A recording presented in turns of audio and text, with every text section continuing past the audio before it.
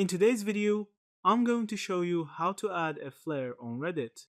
First, open the Reddit app and make sure you're logged into your account. Keep in mind that flares are tied to individual subreddits. You can't set one for all of Reddit at once. So, start by navigating to the subreddit where you want to add your flare. Once you're in the subreddit, look for the three dots in the top right corner of your screen and tap on them.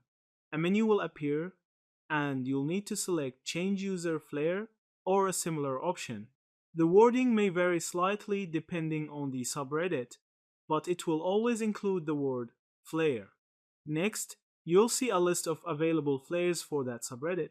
Some communities only allow preset flares, while others give you the option to create a custom one. If you want a preset flare, simply tap the one you like. If custom flares are allowed, tap on Edit or Custom Flare and type in your own text.